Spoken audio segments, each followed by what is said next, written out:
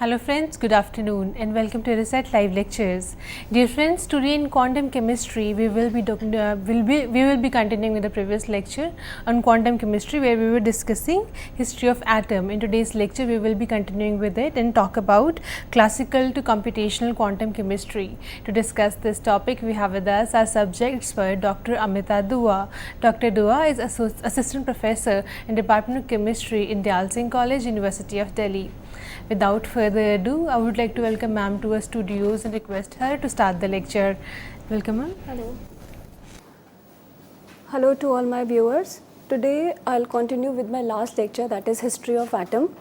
In the last lecture, we have discussed the various models of atom, that was Thomson model of atom, then Rutherford model of atom, and then Bohr model of atom, and even the developments before the Bohr model has come into the picture. So in the last lecture I have discussed about the main postulates of Bohr model, and today I'll start with the successes of Bohr model of atom. In the Bohr model of atom, first of all, what were the successes of Bohr model of atom? He gave the concept of orbits, that is, the stationary states of electrons are numbered as 1, 2, 3, 4, and these integral numbers are later on they were known as principal quantum number. He also explains the stability of atom, which was actually not explained by the Rutherford as well as Thomson. They were not able to explain the stability of atom, but now after the Bohr model came into the picture, he even explains the stability of atom. According to Bohr theory, an electron cannot lose energy as long as it stays in a particular orbit. Thus, the point of losing energy continuously and falling into the nucleus, it doesn't arise. And thus, Bohr theory was able to explain the stability of the atom. Even one of the very important success of Bohr model, that is, he gave the Bohr radius, that is the distance of the electron from the nucleus. The radius of the stationary state is given by the formula you can see on the slide, that R equals to A naught into n square upon Z, where the value of A naught is 0.529, and that will be shown in the next slide. The calculation of A naught will be done into n square upon Z. N is the shell, that is orbit, and Z is the atomic number, and it is given in Armstrong. For hydrogen atoms, Z equals to 1. Why? Because atomic number for hydrogen atom is 1. So when we put n equals to 1, the formula becomes, the value of radius becomes 1 square into 0.529. Why? Because Z is already taken as 1 for the hydrogen atom. So it becomes 0.529 Armstrong, which we take as a constant A naught, and that is known as Bohr radius. That is the distance of the electron in the hydrogen atom from the first orbit is known as the Bohr radius. Similarly, you can calculate the distances from the other shells also by taking n equals to 2 or n equals to 3. We can calculate the radius of the electrons or the distance of the electron from the nucleus. Now, how this, what is the derivation, how it is calculated, you can see in the derivation. Derivation of Bohr radius of atom. For an electron to remain in an orbit, to move into a particular shell, there are two kinds of forces are there. There is attraction, there is repulsion. So electrostatic attraction is there between the electron and the nucleus, which pulls the electron towards the nucleus. And at the same time, there is centrifugal force, which tends to throw the electron away from the nucleus. So for an electron of mass m, which is moving with velocity v, small v we are taking in an orbit of radius r, the centrifugal force is the one which is departing the electron from the nucleus. So it becomes mv square upon r. Similarly, the Coulombic attractive force is given by Ze square upon 4 pi E naught into r square. The expressions you can see on the slide. So there are two kinds of forces, centrifugal force as well as the Coulombic attractive forces.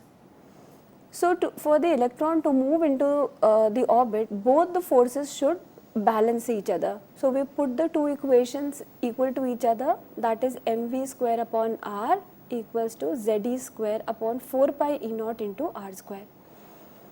Now putting these two equal, from this we get an expression that is V square equals to ZE square upon 4 pi E naught into M into R.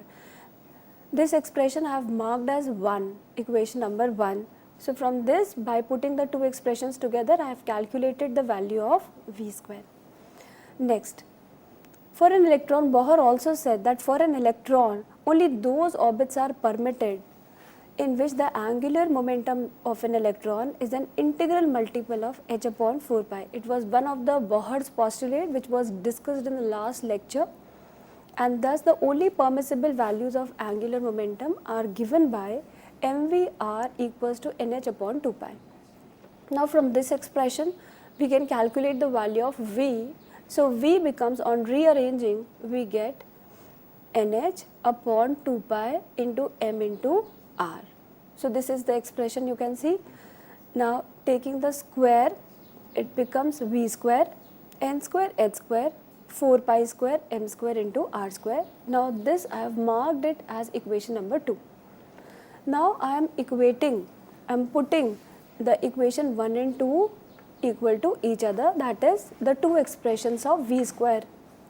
So it becomes ZE square 4 pi E naught into M into R, that is the equation number 1 which we have taken earlier, and now the second one, that is n square h square 4 pi E square M square into R square. So equating equation number 1 and 2 will get the value of R. On rearranging, what is the value? You can see on this slide what is the value of R. R becomes E naught n square h square ZE square pi into M, and this is our equation number 3. Now we can take E naught h square E square pi M by putting the values of E naught, h, that is Planck's constant, E, that is charge on electron, pi, that is 3.14, and mass of the electron.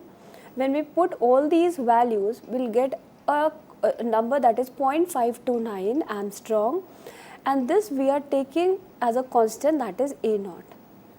So thus the expression, the third expression, that is the expression for R, by putting the value of A naught or a constant into the value of R, the expression for R becomes A naught into n square upon z, which is the actual radius which I have told as the Bohr radius. So this is how that 0.529 is there, that is A naught. Now next, I am also discussing some of the problems on the Bohr radius. That is problem on Bohr radius, that first of all, it's just a simple example I am taking, that like you can see on the slide, that calculate the radius of the first orbit of hydrogen as well as helium.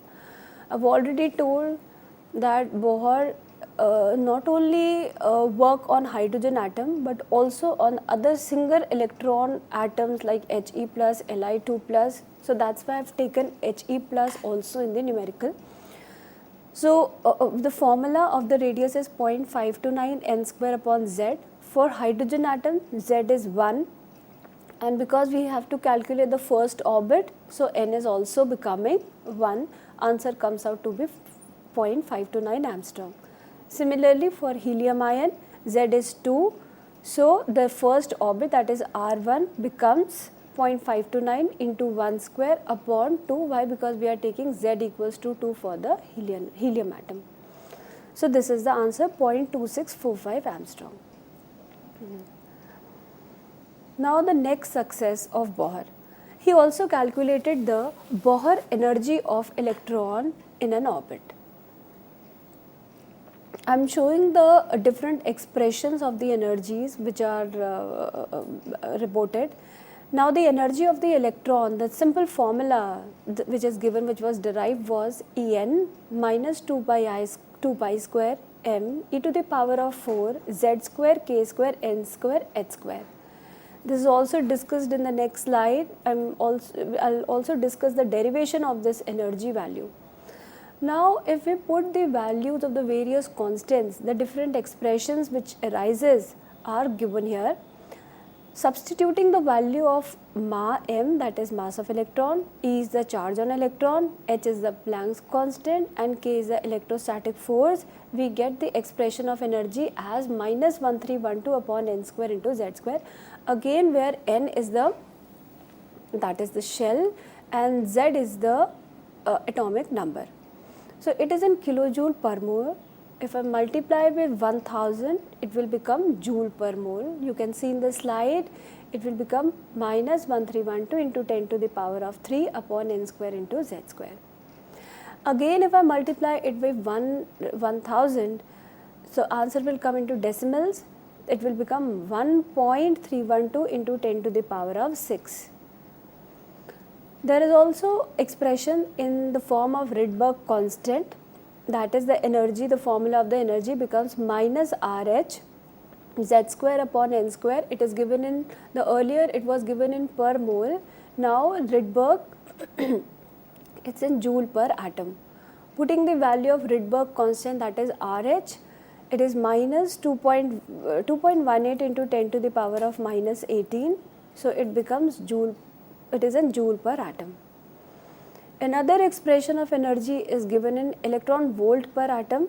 It is minus 13.6 divided by n square z square electron volt per atom.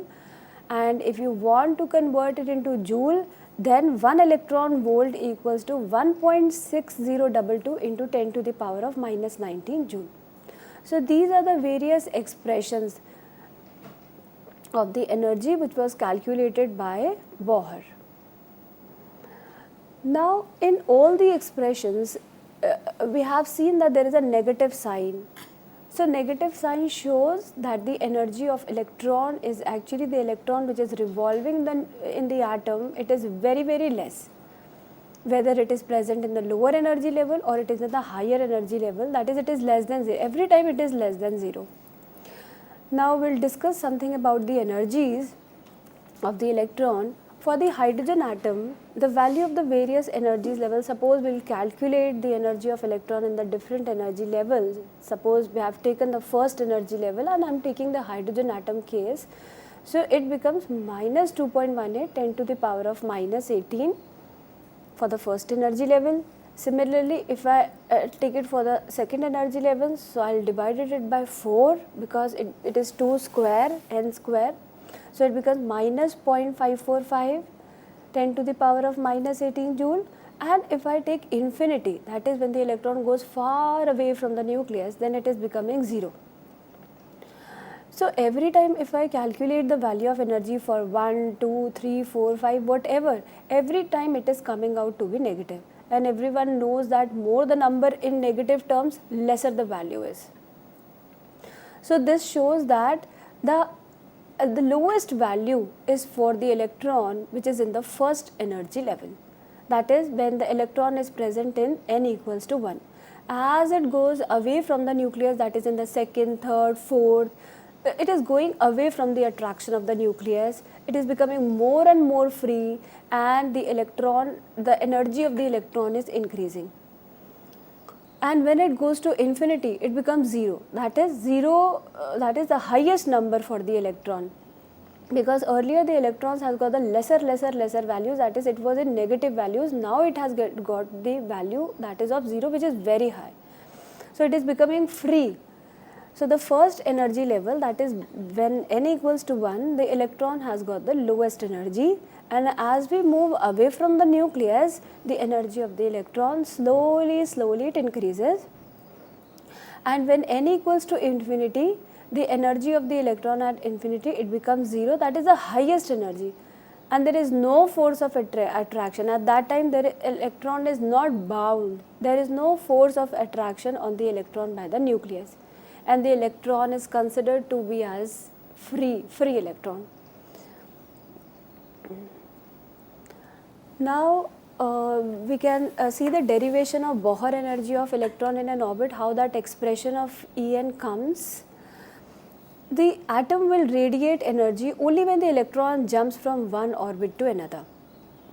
According to Bohr, when the electron is moving in a circular orbit, it is neither losing energy nor gaining energy, but the energy transition takes place only when it moves. Now the kinetic energy of an electron is given by minus half of mv square. Why we are taking negative value? Because every time the energy of the electron is negative, it is always very less. Now in the above expression, when we are calculating the Bohr radius, we come across the expression of v square, which I have marked as equation number 1. So Bohr used this equation number 1 here, substituting the value of v square, that is v square equals to ze square 4 pi E naught into m into r. So the kinetic energy expression becomes minus of half into m, putting the value of v square here, that is ze square 4 pi E naught m into r, it becomes minus ze square 8 pi E naught into r. Again, we have already calculated the value of r from the Bohr radius, that is equation number 2. So substituting the value of r from equation number 3, that is equation number 3, you can refer the derivation of Bohr radius of the orbit. Now putting the value of radius into this expression, the energy of E becomes minus ze square 8 pi E naught. Putting the value of r from equation number 3, the energy of expression becomes minus ze square e to the power of 4 into m divided by 8 E naught square n square h square. Now we will multiply and divide this expression by 2 pi square. So when we multiply, the expression becomes minus 2 pi square z square e to the power of 4m 16 pi square E naught square n square into h square. Now 16 pi square E naught ka square, we can also write it as 4 pi E naught square. And 1 upon 4 pi E naught, everyone knows that it is Coulombic constant, that is it becomes k. So putting this 1 upon 4 pi E naught square as k square, the expression of energy becomes minus 2 pi square m e to the power of 4 z square k square n square h square. So this is how the derivation of energy is being done. Now I will discuss the few problems on the Bohr energy, how to calculate the Bohr energy. Suppose there is a numerical that calculate the frequency and wavelength of the radiation which is emitted when an electron and hydrogen atom jumps from third orbit to the ground state. The ground state for the hydrogen atom is n equals to 1. Why? Because the valence electron is present in n equals to 1, so that is the ground state. And at which region of the electromagnetic spectrum will this line lie? So we can make a simple diagram for these kind of numericals.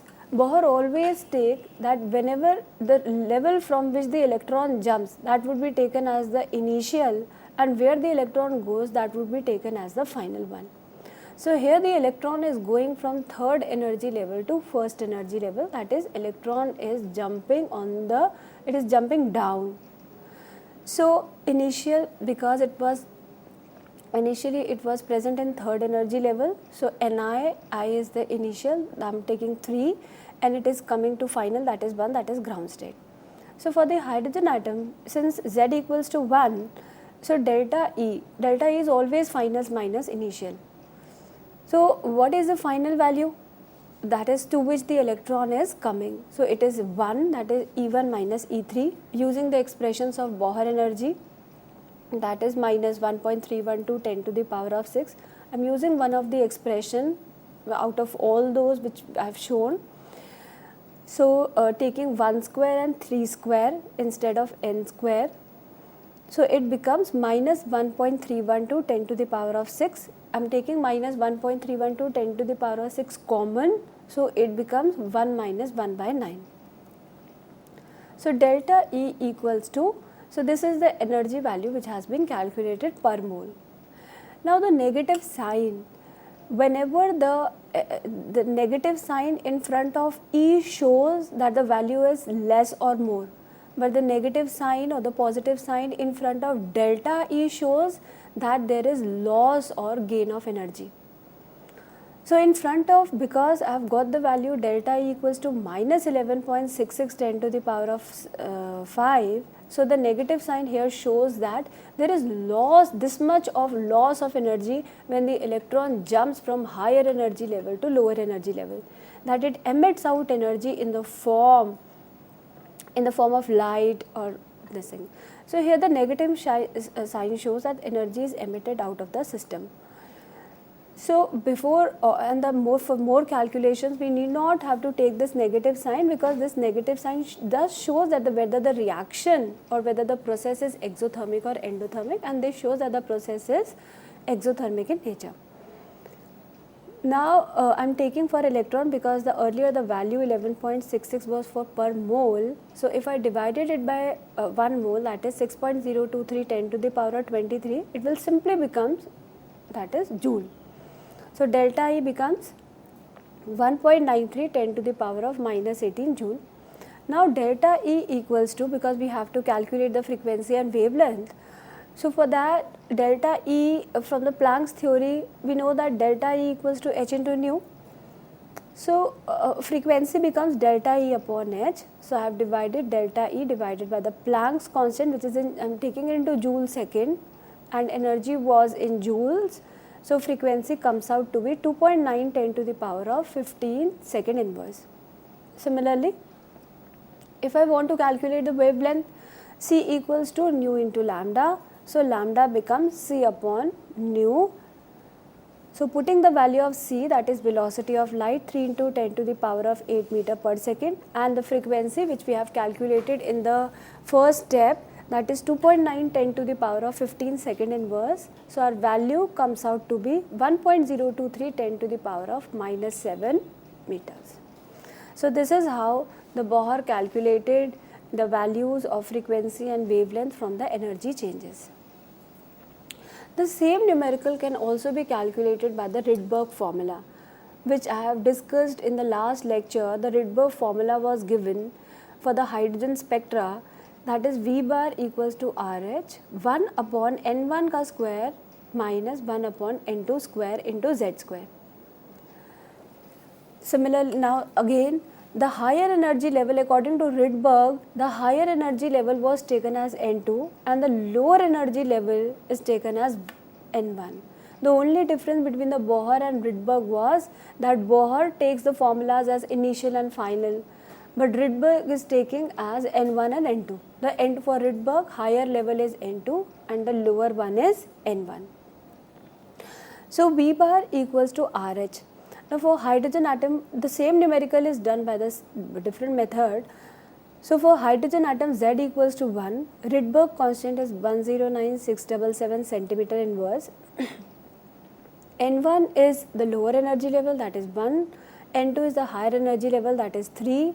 So V bar becomes, putting the values of N1 and N2, we get V bar. What is V bar? It is wave number, that is, it is a reciprocal of the wavelength. So the value comes out to be, by putting the values of N1 and N2, the value of V bar becomes 97.97490.7 centimeter inverse. So once we have calculated V bar, from this we can calculate the lambda as well as the frequency. So how the lambda is calculated is just taking the reciprocal of V bar. So it becomes 1 upon V bar, that is 1.03 10 to the power of minus 5 centimeter. And frequency, once the lambda is calculated, the frequency can be calculated. C equals to nu into lambda. So it becomes, frequency becomes C by lambda. C is the velocity of light, 3 into 10 to the power of 8 meter per second, divided by the lambda which we have calculated in the first step. So answer comes out to be 2.9 10 to the power of 15. Now we have already told that in the spectra, in the hydrogen spectra, which was discussed in the last lecture, that the various lines lie in the different region.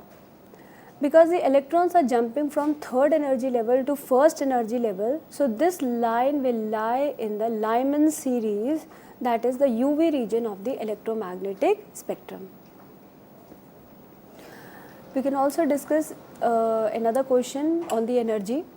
like calculate the ionization energy of hydrogen atom. Now what is ionization energy? Ionization energy is the amount of energy which is required to remove the electron from the ground state, that is the valence shell of the neutral gaseous atom. Remove, you have to remove the electron. Remove in the sense that the electron will now go to the infinity. So for this initial value is the ground state, that is n equals to 1, because we are removing the electron. So the electron is going to infinity. So the final would be infinity. So ionization energy is again the change in energy. It is the outcome of some process. So it becomes delta E.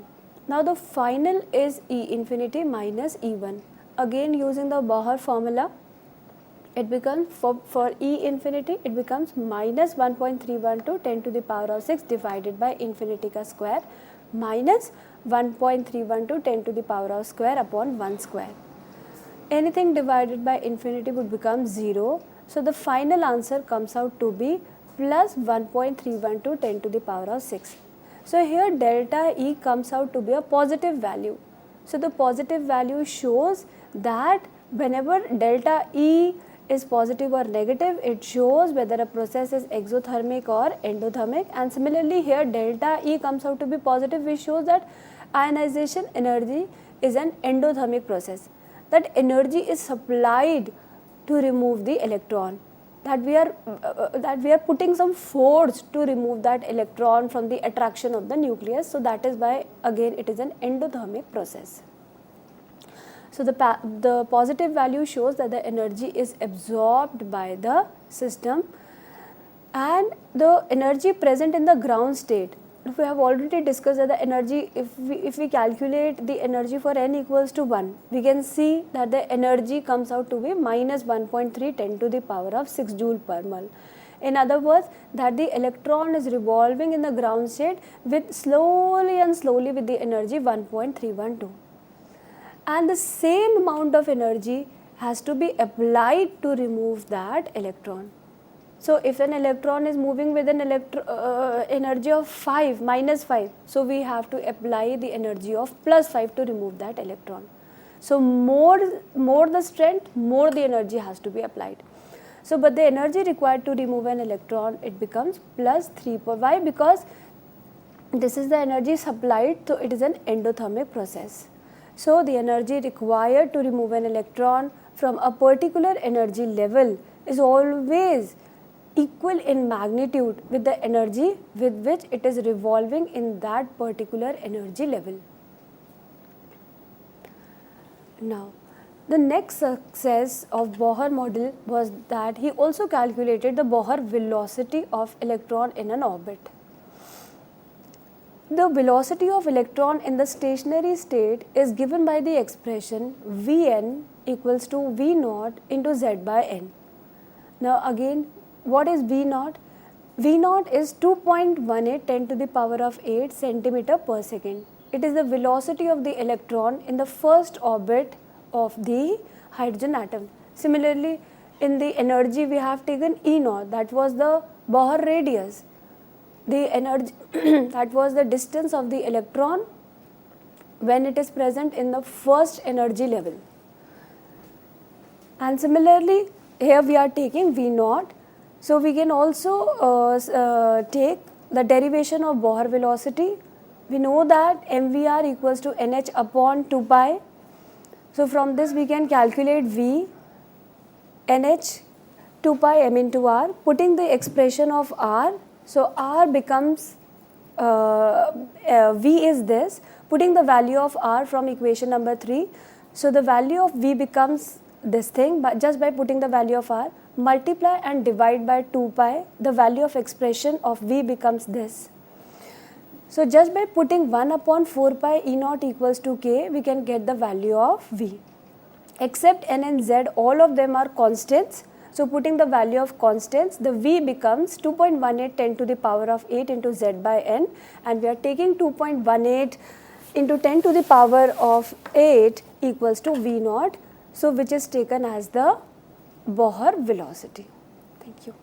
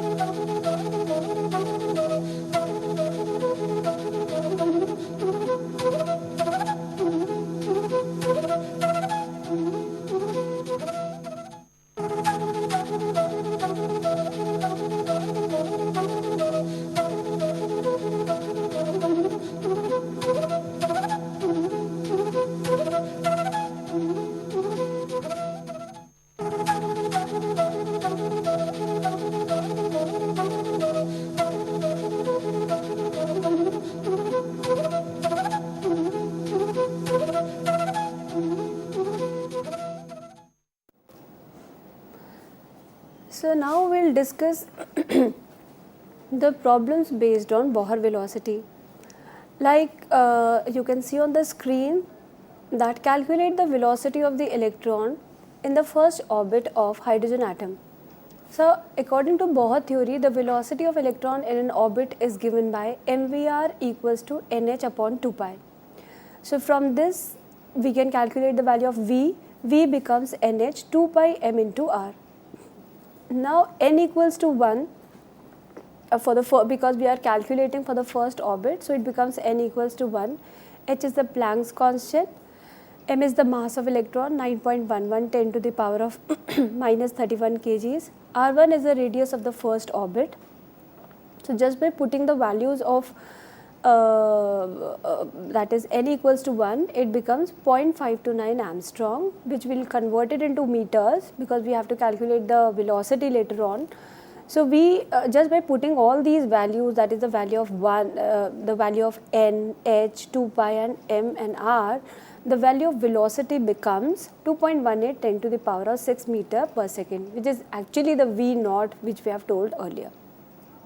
Another problem, calculate the velocity in third orbit of helium ion. The velocity of electron in the first Bohr orbit is already given as 2.18 10 to the power of 6 meter per second.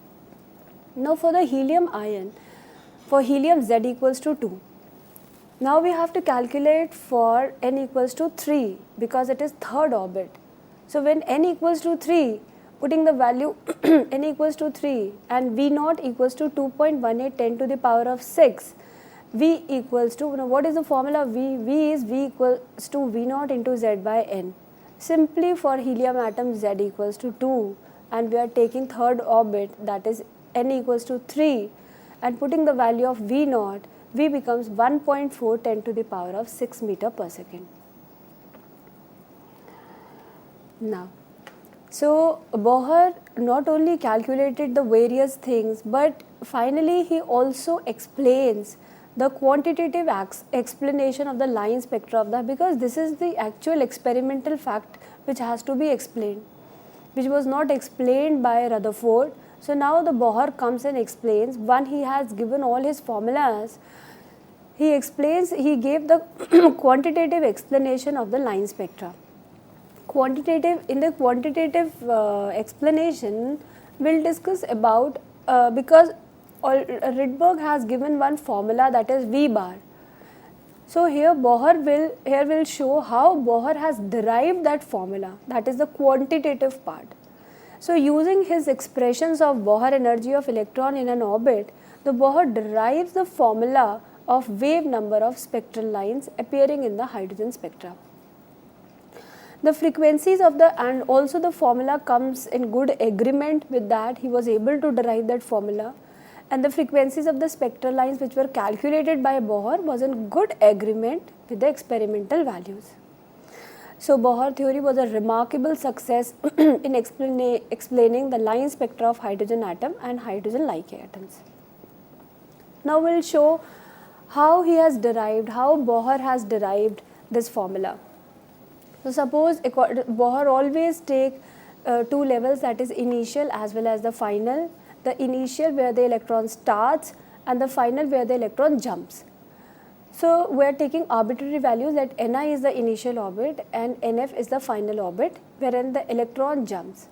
So the energy gap between the two orbits, it would be final minus initial.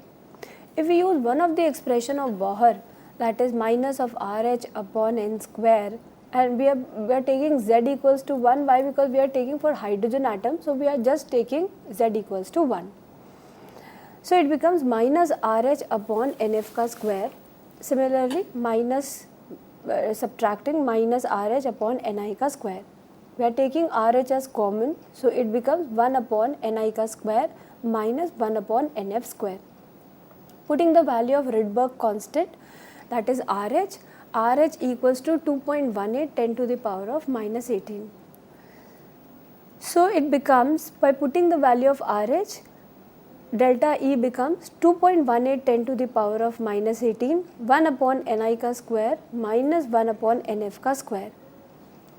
Because after all we have to land up with V bar, because we want to show how Bohr quantitatively, how Bohr calculated the value of V bar from its expressions of energy.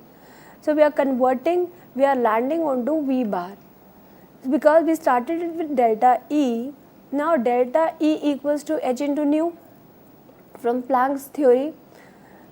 So nu becomes delta E upon h. Now what is delta E? 2.18 10 to the power of minus 18 into that brackets, divided by, we are dividing it by h, that is Planck's constant, that is 6.6 10 to the power of minus. Not only the values are changing, but the units are also changing side by side, because delta E is given in joules. Once we are dividing it by h, it is converting into, because the unit of h is joule second. So now the unit of frequency after dividing by h, it is converting into second inverse. Now we will get the frequency. Once it is divided, it becomes 3.29 10 to the power of 15, 1 upon ni ka square, that is the bracket portion in second inverse. Now C equals to nu into lambda. We want 1 by lambda. And what is 1 by lambda? What is V bar? That is 1 by lambda. So we have rearranged in such a way so that we can calculate 1 by lambda, that is V bar. So it becomes nu by C. So nu is then divided by C, that is 3.29 10 to the power of 15 into brackets divided by 3 into 10 to the power of 8. So here the frequency is divided by the velocity of light, that is second inverse is divided by meter per second. So it becomes meter inverse. Second gets cancelled with second, so we get wave number in terms of meter inverse. So by dividing V bar, we get the value of V bar, that is 1.09677 into 10 to the power of 7, the brackets into meter inverse. Now we will divide the denominator with 100.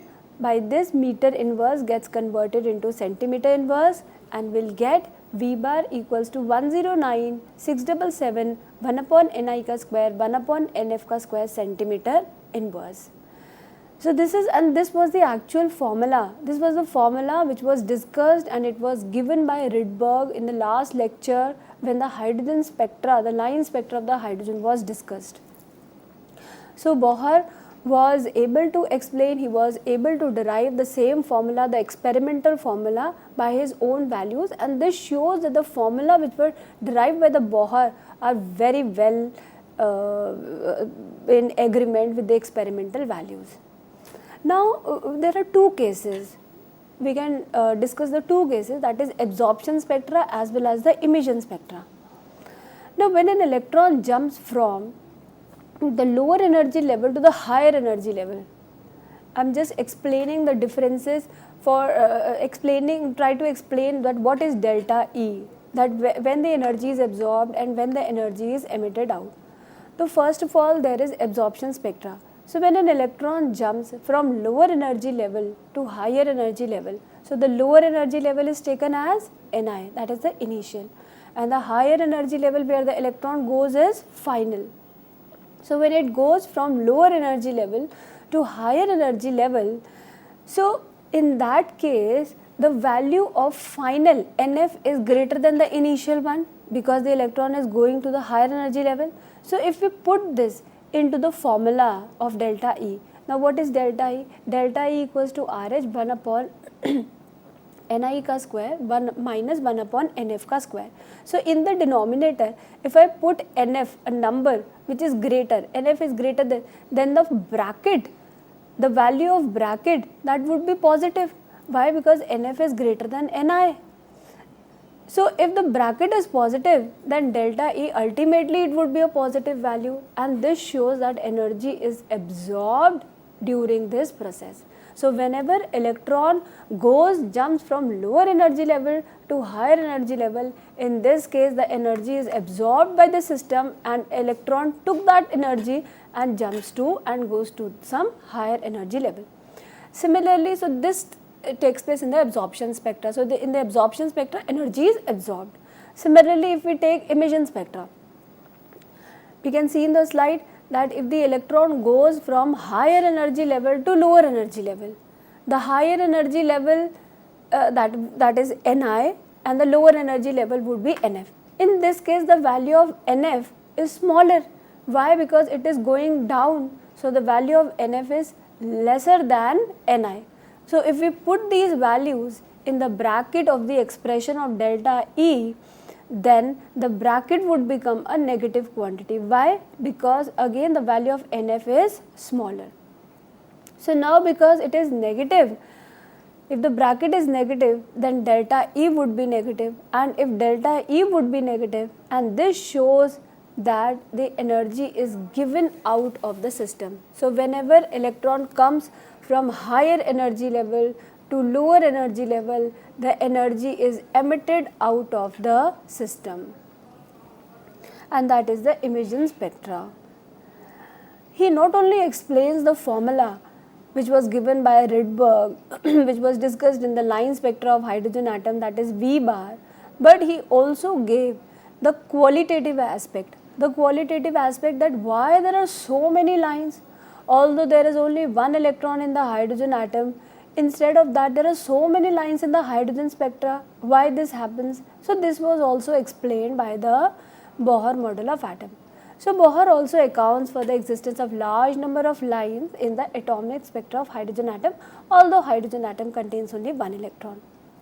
So he explains in such a way that when a sample of hydrogen gas is heated at high temperature, or an electric discharge is passed to the sample of hydrogen atom, first of all the hydrogen molecules, they split into the hydrogen atoms.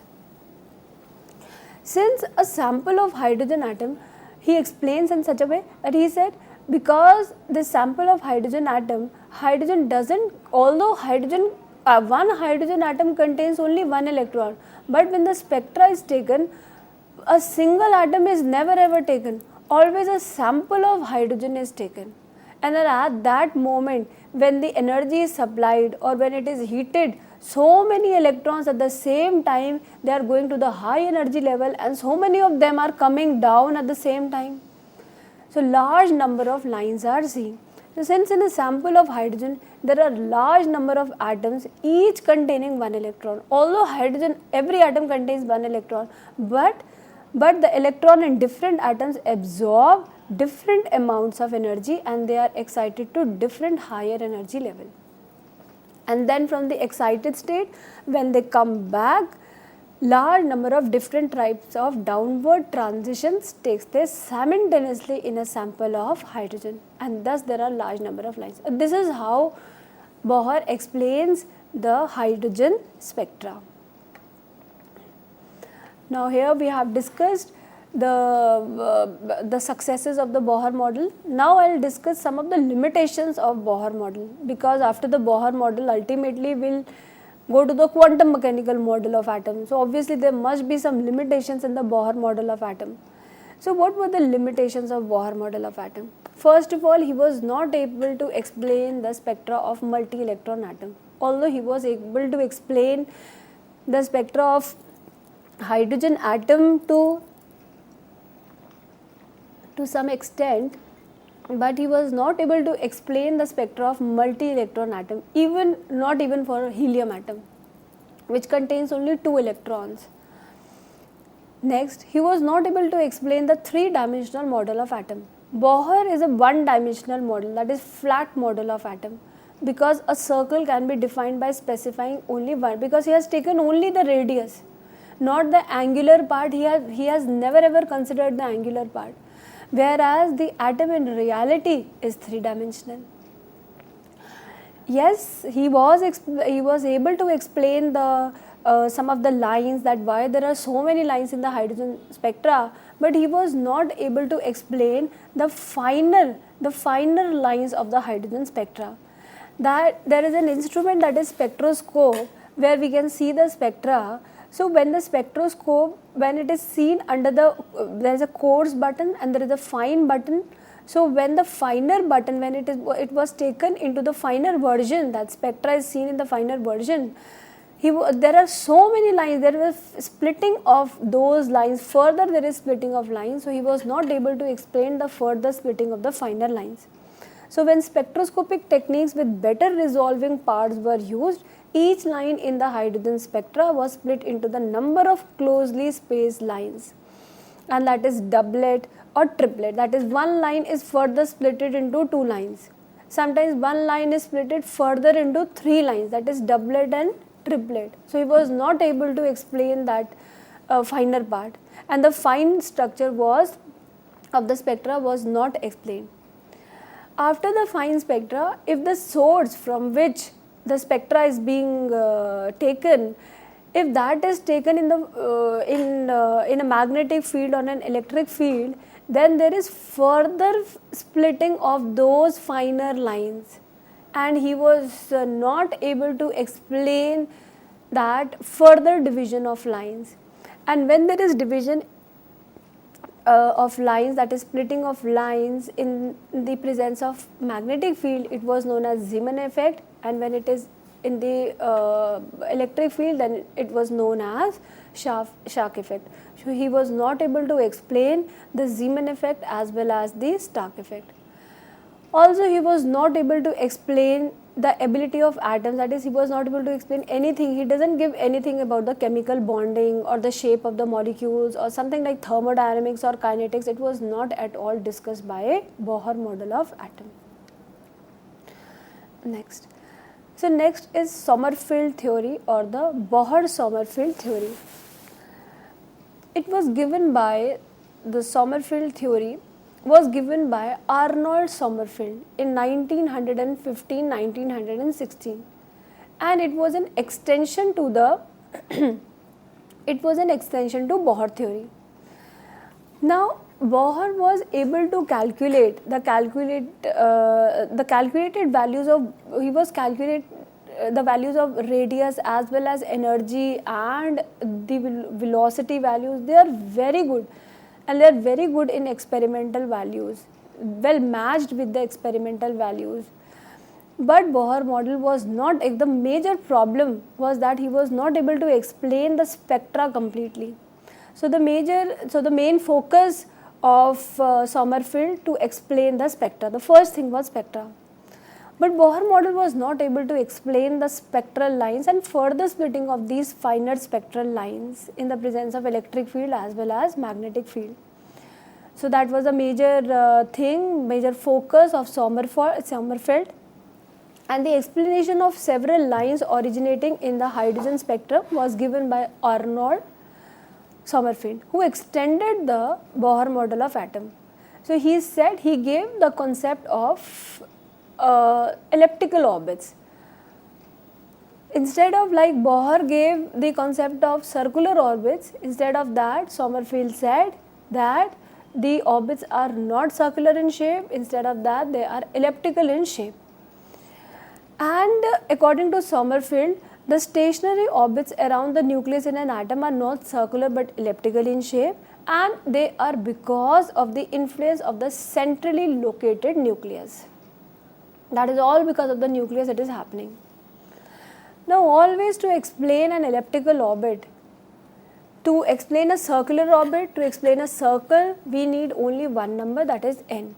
Whereas to define the elliptical orbit, we need another quantum number, that is two parameters are required, that is n as well as k, and this was a thing which was given by Sommerfeld. So define an elliptical orbit, another quantum number, that is k, was required. And the shape of the ellipse is defined by the ratio of the length of the major axis as well as the minor axis. You can see the diagram in the next slides. Now, so we are taking the radius of the major axis as n and minor axis by k. Now k has the integral values. Now what is the values of the k which are possible? So the k has integral value only up to n. And k later on it would be known as azimuthal or subsidiary quantum number. Not now, but later on it would be when quantum numbers will be discussed in quantum numbers, then this k will be known as azimuthal quantum number or subsidiary quantum number. And so what are the values of k? The values of k are up to n. So if n is 3, then k can take the value up to 3. Up to. So, and when k equals to n, for k equals to n, the orbit is circular, and when k is not equal to n, the orbit is elliptical in shape. Suppose we take an example of n equals to 1. So for an orbit, suppose we are taking 3 examples for n equals to 1, 2 and 3. Suppose we take n equals to 1. So for n equals to 1, k can have value only 1 because it can take value up to n, 0 to up to this thing. So k, the value of k would be only 1. So in this case, n and k equals to 1, and when k equals to 1, the path is circular. So for the first orbit, the path is always circular. Now for the principal quantum number 2, if we take n equals to 2, what would be the values of k? The k can have values 1 as well as 2. So when we take the ratio n by k, n we have 2. So we can have 2 values, 2 by 1 and 2 by 2. Whenever n equals to k, the path is circular. So for 2 by 2, the path is circular, and for 2 by 1, the path is elliptical. So when for the second shell, there are 2 paths, one is circular and one is elliptical. We can see this. When n equals to, similarly for n equals to 3, the k can take 3 values, 1, 2 and 3.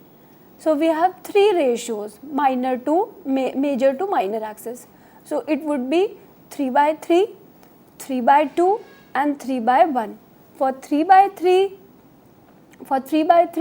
we have circular orbit. For 3 by 2 and 3 by 1, we have got elliptical orbits. So Bohr-Sommerfeld theory described the atoms, whereas Bohr theory described the atom in terms of only one quantum number, that is n, whereas Sommerfeld theory extended the Bohr theory, that is Bohr-Sommerfeld theory, and described the atoms in terms of 2 quantum numbers, that is n as well as k. So Bohr had originally used only one quantum number. So later this quantum number k will be replaced by L, that would be new quantum number which we call as azimuthal quantum number, and it will take the value from that is k minus 1. Like if n equals to 1, then n could have value k minus 1. So that is 1 minus 1 would become 0. For 2, k minus 1, that is 2 minus 1, that is 1. So value would be 0 or 1. And similarly for 3 and 4. Now we'll discuss that is the explanation of the fine structure of the hydrogen spectrum. That is how Sommerfeld explains the structure of the major problem of the Bohr, that is the spectra, how he explains the fine structure and the very fine structure, that is the Zeeman effect and Stark effect. So according to Sommerfeld theory, the energy of the stationary orbit depends only upon k. According to Bohr, it depends only upon n, but according to Sommerfeld, it not only depends upon n, but it also depends upon k.